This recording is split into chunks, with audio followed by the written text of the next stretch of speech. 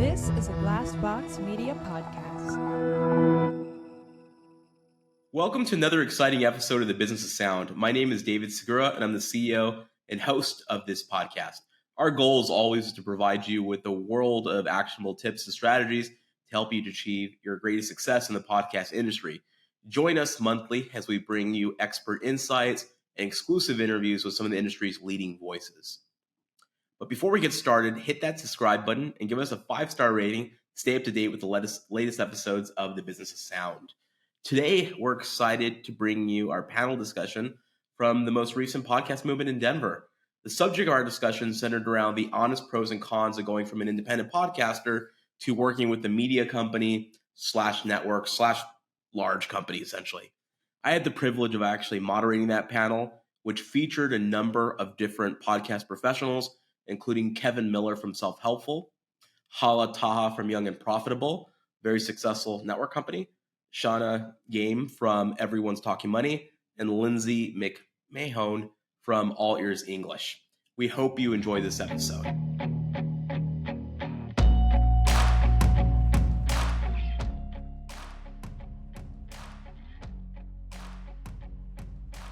I'm David Segura. I'm the CEO of a company called Glassbox Media. We're a New York-based media company that in some ways functions like a network, but we also like to think a little bit broader than that. We'll invest, for example, in our creators to help co-develop their IP for derivatives, whether that's television, live events, or book publishing in some cases. And of course, people ultimately come to us to figure out ways to monetize their catalogs better and grow their audience. And in a nutshell, that's kind of the strategy. I promise you we're not here just to plug the company today. It's going to be a little bit broader than that. But the reason I'm bringing this up is that I would argue that this is a universal want or need. Whether you just started your podcast or you've been doing it for many years, everyone's kind of grappling with how best to do all three of these things. In other words, you want to monetize that audience, of course, but you also want to figure out ways to grow that. Simplistically, you'll have more of an impact. And then, of course, the larger the audience, the larger your revenue footprint could be. Last, and I would actually argue least, is the adaptation process. We won't bore you too much right now with some case studies, but we have done some co-productions that are in kind of late-stage negotiations now on the TV side. I do think increasingly podcasts are going to be the source material for a lot of TV shows going forward, in much the same way books have historically been. So, needless to say, I know we all drink the Kool-Aid here. I just think it's an exciting opportunity for all of us. And that's me, wearing many hats, but my day-to-day is obviously at Glassbox. And apart from that, I'm also involved with a TV show called Dog Whisper. See one of our partners in the audience. And I've also done a lot of investing, companies like Grove Collaborative, Ease, and Liquid Death, among others. And before we dive into the meat of this, I also want to give an opportunity to kind of have the panelists introduce themselves. I think it's really important to kind of set the background as we start to dive into the panel itself. So maybe we'll start with Shannah. Hey everyone, my name is Shannah Game. I'm host of a podcast called Everyone's Talking Money. I am a recovering certified financial planner turned podcaster for about 8.5 years. And I've been lucky enough to be with 3 different networks over my podcast career. Most recently, of course, with Glassbox. So I'm excited to share everything that I've learned. All right. Hi, everyone. My name is Lindsay. I'm the co-host and founder of All Ears English. We serve the global market of English language learners all over the world. We've been podcasting for 10 years now, and we just hit episode 2000. So glad to be here and chat about podcasting. Thank you. Hi, everybody. First of all, how can you hear us? Can you hear us okay? Good. My name is Hala Taha. I'm the host of Young and Profiting podcast. I'm also the CEO of Yap Media. It's the #1 self-improvement and business podcast network. I'm Kevin Miller, and my podcast is Self-Helpful. It's about self-help, believe it or not. And we've been doing it about 7 years, and I took over a podcast, a revived one called The Ziglar Show after Zig Ziglar. A lot of people know him. But the show grew, and I grew as a host, and so we rebranded it to Self-Helpful. Very cool. And so just like the title of this panel says, we really want people just to open up, not only in the audience, but on the panel. And there literally are pros and cons to working with the partner. I mean, entrepreneurs, podcasters are very independent, so there are drawbacks. We're definitely not here to say you should absolutely do it. It's different for everyone's situation, and that's really the number one goal here today, is to kind of open up that part of the conversation. So with that in mind, maybe starting with Shannah, what led you to decide that you wanted to work with a network or a partner? Yeah, I think being an independent podcaster, I mean, nobody's going to lie, it's rough, it's difficult, and you kind of have to wear all the hats yourself. And so joining a network allows you to leverage others' expertise, also to leverage the other podcasters and the different strategies that they've used to grow their show and engage with their audience. And also, do a lot of the things that let's be honest, like time is money. So having a network that helps you do not only the advertising, but also things like promo swaps and feed drops and get you featured in press and things like that is extremely beneficial and hard to do when you're independent. So you really, I think it's really important to look for a network that really aligns with what your show is and the direction you want to go in. Makes a ton of sense. And then on the flip side, Lindsay, you have a lot of experience, you're doing a fantastic job with your franchise, but what has been your biggest hesitation in signing with just anyone or kind of giving up that independence? Yeah, so I consider All Ears English and our network of 2 additional shows semi-independent. So the reason for that is that we're a very global show. 90% of our revenue comes from abroad, and only 10% comes from the US and Canada. And that has been our main challenge. So we are working with a network right now for our US-Canada sales, and we've been piecing together relationships with different networks in different regions. For example, in the Middle East and Saudi Arabia, we work with an ad seller. I've hired people on the ground in Japan to sell ads, working with a Japanese network. And so far, that's been the approach that we've gone with, because it's very hard, it has been so far, for me to find a network that can come to me and say, I can sell your entire global inventory. And so that's the biggest challenge. So down the road, it might be possible, there may be that network. However, it's been great working with the US-Canada network to access advertisers I never would have otherwise. We've had some great deals this year that I never would have approached those brands. And so that's been the benefit of working with a network. So I'm a little bit of both. I like it. And then Hala, on your side, you started out as a solo entrepreneur, but have grown a pretty large network since then. What do you think the primary value what is the primary value you add to your partners on the podcasting side? Yeah, so my network is really specialized in 360 campaigns. I started as a social media agency, and so I saw this really big opportunity to monetize not only the audio apps for my podcasters, but also their social channels, their YouTube channels, creating branded content deals, 360 deals, which is really the future of podcast advertising and what the advertisers are really interested in now. So I basically saw the future, realized that I had all these capabilities with social media and growth and everything like that, and decided to start my own network. Very cool. And then Kevin, we of course work together, but in the spirit of openness, what has been the most challenging part of working with, whether it's us or just a network in general, and what do you hope to evolve in the future? It hasn't been challenging. It's been good. I mean, honestly, it was really when I had a book deal, and I decided to go with a traditional publisher and realized the credibility that you get with that. So as a host, I get so many books and contacts from people want to be on the show, and it's just easy to see the credibility if they're with a big publisher. That's really what got me looking at all these networks popping up like you guys and going, is that the way that podcasting is going to go? And are we going to find ourselves at a place where if you're independent, it kind of looks like a self-published deal and there's more credibility with the big networks? That's what brought me to the table. And then hearing and experiencing people who had testimony of great content, but the shows just weren't growing. So mine's a good sized show, but it was kind of stagnant. And looking at what causes growth, and it's being promoted on other shows. So either you're paying out the wazoo for that, or, and that's a testimony I got from a peer who joined another network, and he said, man, the cross promotion was worth, a dollar to a penny on the benefit to his show that he was not paying for, because that's almost cost prohibitive these days to get on the big shows. So I did it for growth primarily. That makes sense. In terms of being media personalities, 'cause that's what I find fascinating about podcasts, is that you're a media personality first with many assets, the podcast being potentially the most important, but just one of many. How do you feel like a network can help you in areas beyond the episodic podcast? Or do you feel that most networks aren't set up for that? And that's for anyone that wants to answer. Yeah, I mean, I would say my experience with networks, I have my own network, I was signed to a network. I would say that really the primary purpose of a network is to grow and monetize your show. And when they're growing your show, they're growing your personal brand. So a good network will get you guest swaps. A good network will get you promo swaps like we were just talking about. They might get you exposure at events like this where you're going to be on a panel like Kevin is, right? So they'll get you opportunities to enhance your personal brand. Now, some networks are now taking it a step further to offer things like social media services or helping you get guest appearances as part of your package. That's an example of what I'm doing at Yap Media to sort of evolve the network model.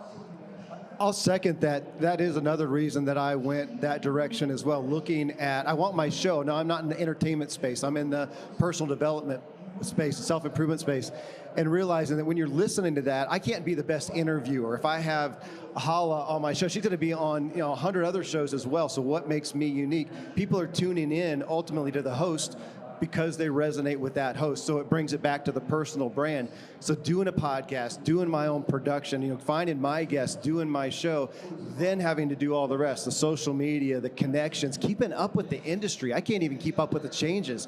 That's why I realized I need a partner. And in all honesty, I was with ad agencies and I joined a network, and really the ad revenue splits are about the same. With a network, I just get help with growth that you don't get with the ad agency. So it was a total win-win for me, which is why I'm sitting here on stage talking about it. Yeah, and I would just second that by saying, as a more independent-leaning podcaster, I spend a lot of time going after guest swaps. I have my own relationships in the industry, but this does take time.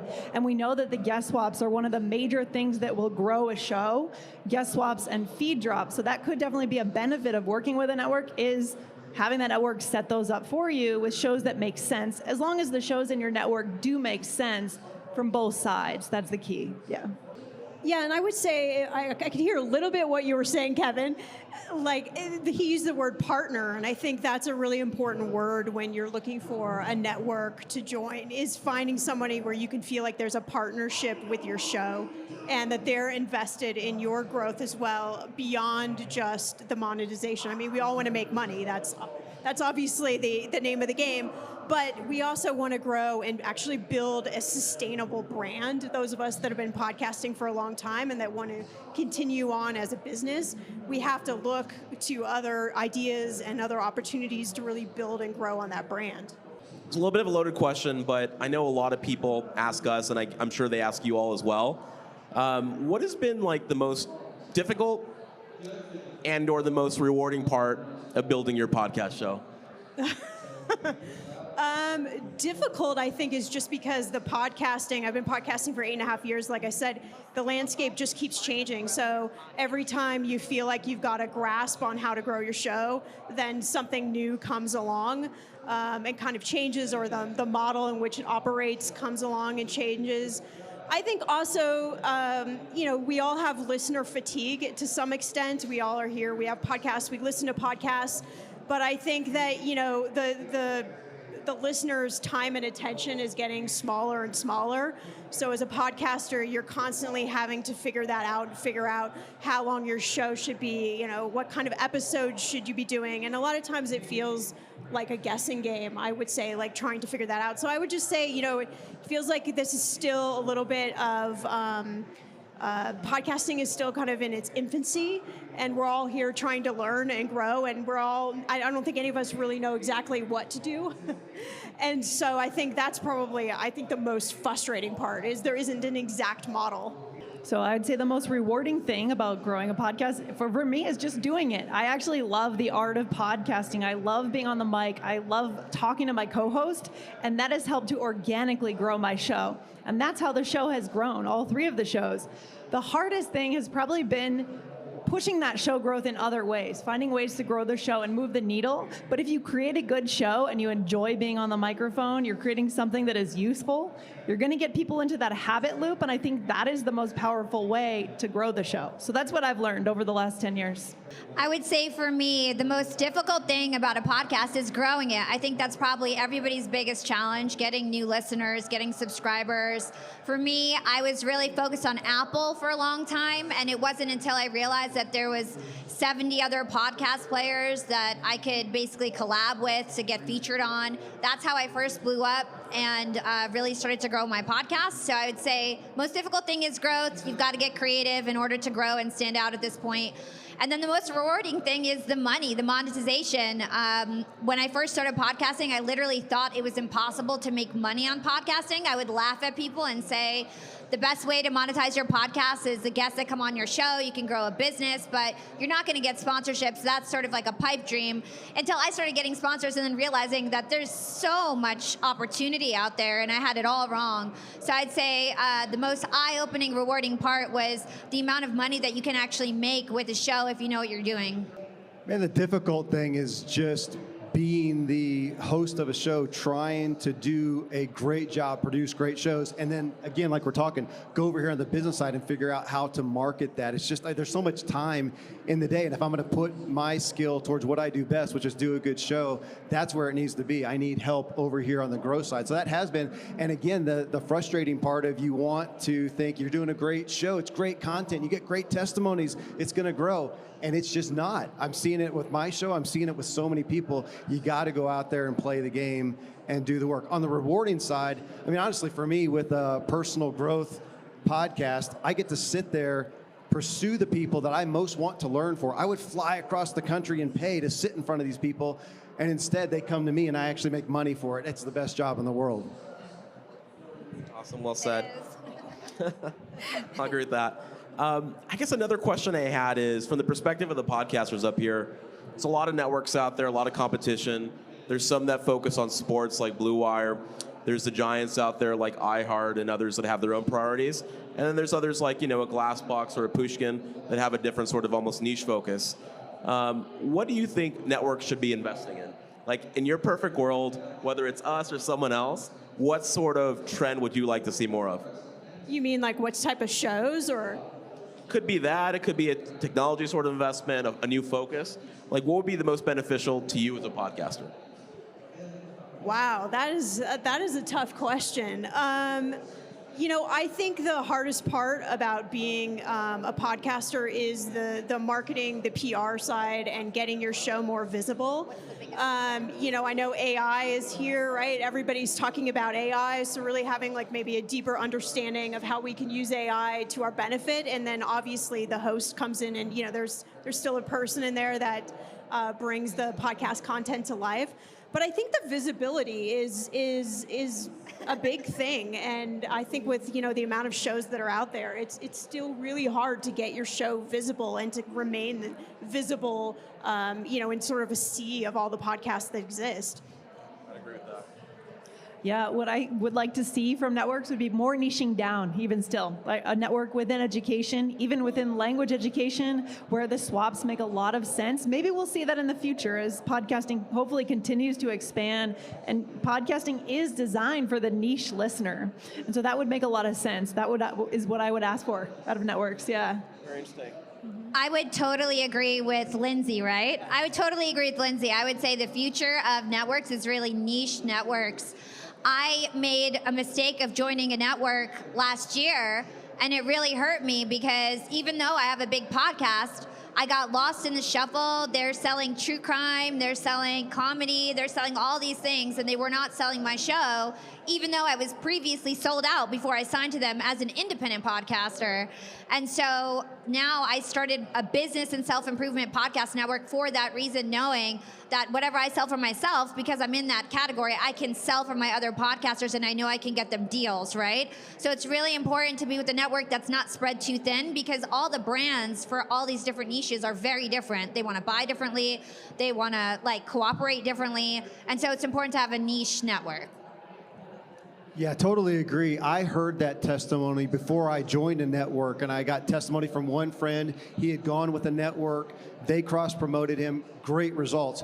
Another one went with one of the big name networks that's out there, not here on stage. And he got a dramatic amount of impressions that didn't result in much of anything because it wasn't the direct target market. It didn't line up with his demographics. So that's a big one to look at as you're going with the networks. And I also, just in the niche aspect, or just alliance and going deep, even with the advertisers, I'm more interested in that, not just having any advertiser that'll come along, and even if it's relevant, but let's find one and not just do ads. Let's go deeper, like Hala was talking about, do social media if that lines up well, or really get close, kind of the old, if you're old enough to remember Paul Harvey, where you just believe, man, he used the product and he really lived it out. So yeah, getting tighter with all the cross promotions and advertisers. Right, makes sense. And then Hala, you talked before about 360 sales, trying to take advantage, I suppose, of podcasts, YouTube, and social. What would be some examples of how you managed to make that work? Yeah, I love this question. So like I said, 360 campaigns is our specialty at Yap Media, and basically what that means is that we monetize across all the different podcaster channels. And that's because every channel has a unique purpose, right? So audio is really to educate, right? People are multitasking when they're listening to audio commercials. They're not clicking and buying. Whereas on social media, people are scrolling, clicking, buying, and that's how you really get the conversions. So for almost all of our campaigns, we include an element on desktop, basically, social media, YouTube, where people can click and buy, and we see rebuys way more frequently now that we started incorporating that at Yap Media. So a good example is a CEO interview tour.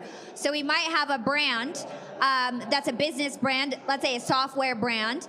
Their CEO might go on a tour on all of our different podcasts in the business category.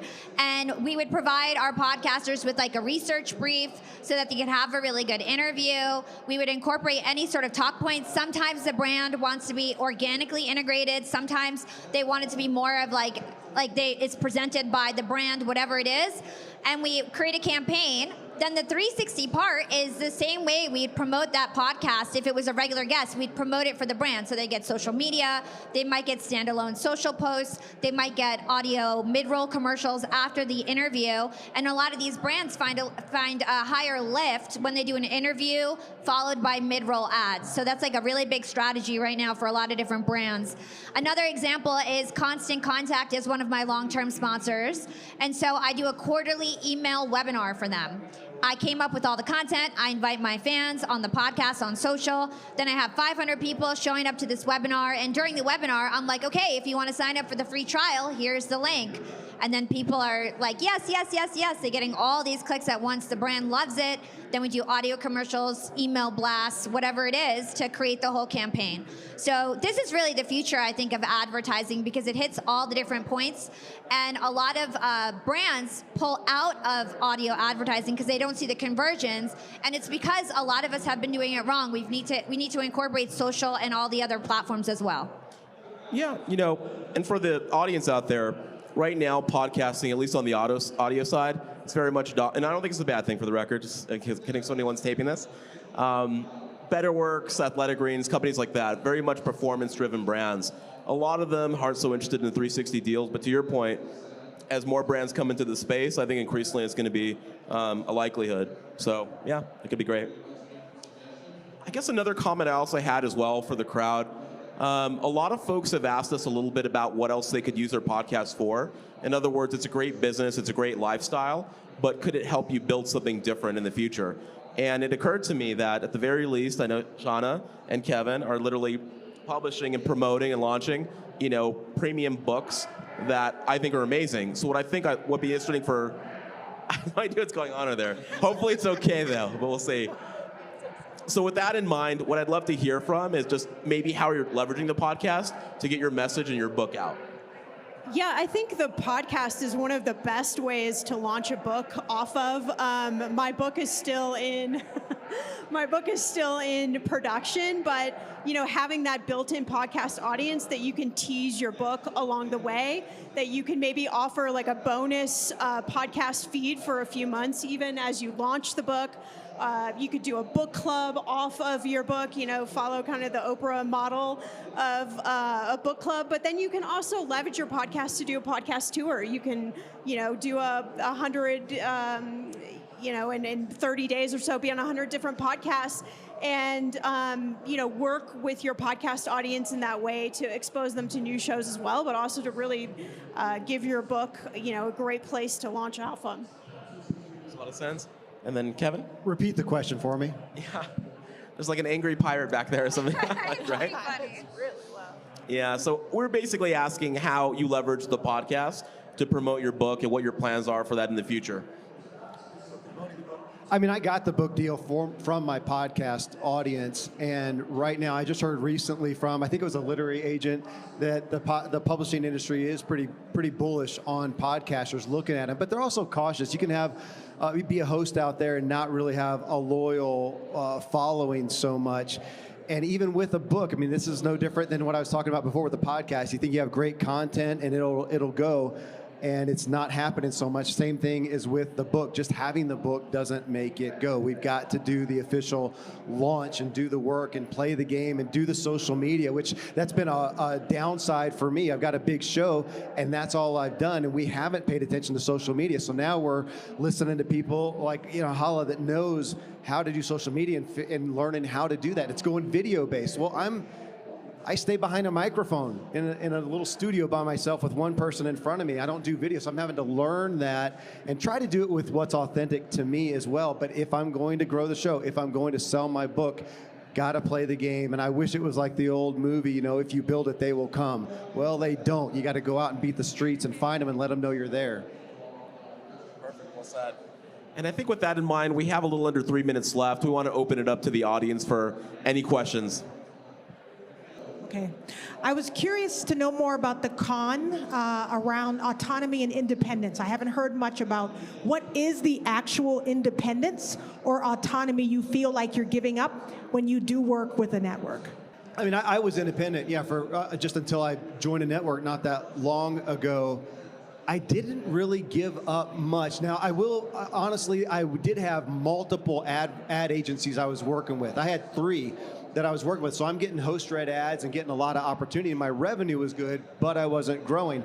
Most, if not all the networks, I mean, they want you to go exclusive, though most of the ad agencies do too. They were really pounding me to go exclusive. And if you do that, they'll give you more attention and whatnot. So I think it's going to be harder to have multiples like I had, and they're going to want you to go exclusive. And if you do that, then you got to trust them that they're going to sell the ads for you like your ad agency may have, that they're going to cross-promote you on the right shows. And I think you got to do a better job of vetting than people have in the future. But I think the networks are getting more savvy. They know that too. Yeah, I can give you a technical answer for that. So basically, when you sign to a network exclusively, you're basically porting your RSS feed to their hosting provider, and they will be the sole sales provider for your podcast, meaning you cannot get direct deals for yourself as a podcaster. So that's why you need to be with a network that's going to advocate for you and sell for you. Otherwise, you'll be like me last year, stuck with a network knowing I could fully monetize my show with people who aren't selling for me. That's the worst position you could be in, right? So basically that's what a network is. They are your seller, and you give up a rev share, typically 30%, to join forces with them. And then if they offer production or something like that, it might go up to a 50% rev share. It just depends on the services they offer. Yeah, I would add to that sometimes you can negotiate your own direct sales. So I was able to negotiate, being able to co-sell is what they call it, or dual selling. You have to be bringing a lot of downloads and really have them wanting to work with you. But if you have that leverage, you can sometimes negotiate that deal. Yeah, and just the one thing I'd add is just there's give and take. There are pros and cons, but one made to mitigate the situation where like, oh, I'm stuck, like I'm making less money or I might make less money than otherwise would, is minimum guarantee. Everything in life is negotiable. Yeah. Yep. And I would say that a lot of podcasters have no idea how to sell their shows. So, if you don't have agency contacts or a team to help get direct deals, it will be probably really hard to monetize without a network. Yeah, I wanted to ask, I'm now opening my own podcast network, in Israel, and my biggest struggle is about finding advertising. How do you approach advertisers? Do they approach you? What do you offer them? Do you offer them a multi-deal for multi-podcasts or just for one? Can you tell me a little bit about the process? podcasting network audio and video? Yes, of course. Okay.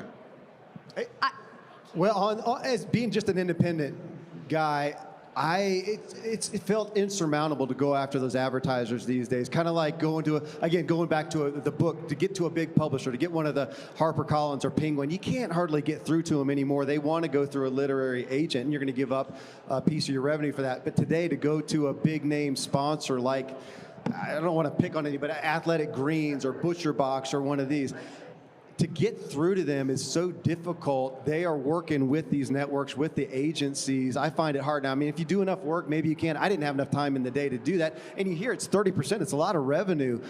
But 30% or 100% of nothing is nothing. And I'll take the 70% for them to go out and do the deals and bring the people in. Yeah. I would say that primarily it's through agencies. So there's lots of different podcast agencies that basically own relationships with different brands. And then also direct deals. So there's lots of different brands out there, and you need to find the partnership like position, or there's certain titles that you should look for, and you should do direct outreach as well. So it's really those two sides, I would say. Yeah, and just start with the basics. Like before Glassbox, I started a company called Giant Media and Video. We literally looked up the top 100 TV advertisers, kind of recognizing that they're more in the brand awareness or storytelling business, and we would hit them up either directly or, like Hala said, the agencies that represent them. In the podcast industry, you can do something equivalent.